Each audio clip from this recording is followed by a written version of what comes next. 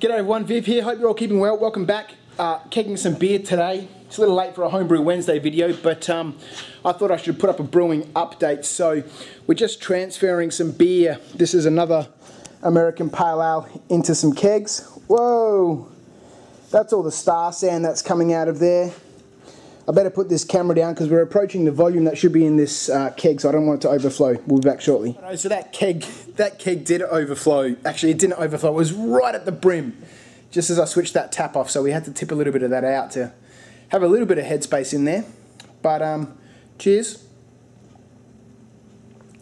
So this beer is well overdue to go into kegs. It's been sitting on the yeast for probably a week to 10 days longer than it should have. But let's get back to the action here, and then we'll talk about the brewery and things that are happening here. So this again was another 42 litres of American Pale Ale. You can see where the Krausen's risen up to. Not too high, so we're just transferring into a couple of 19 litre Cornelius kegs for going into the fridge. That's where all my beer goes, and then if necessary it goes into bottles from there through a beer gun. So need to get these two in. You can see a whole bunch of apple juice down there.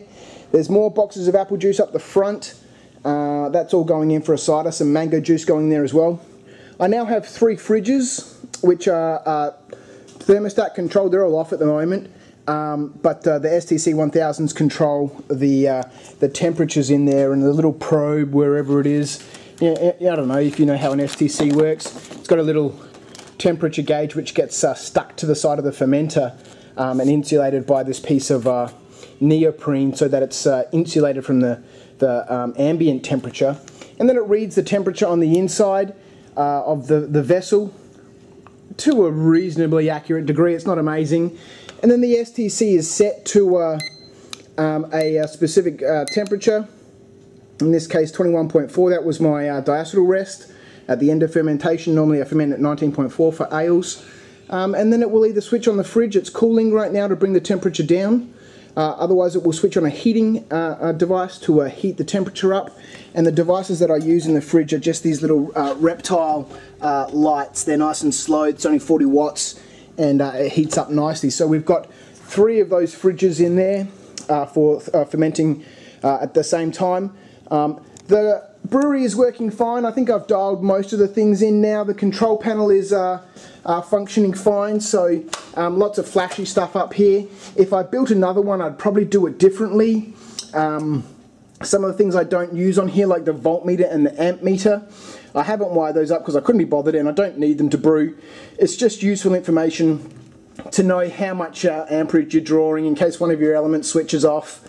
You can see that the amps will drop, etc. But I'm not too fussed about that. It's not massively tidy on the inside.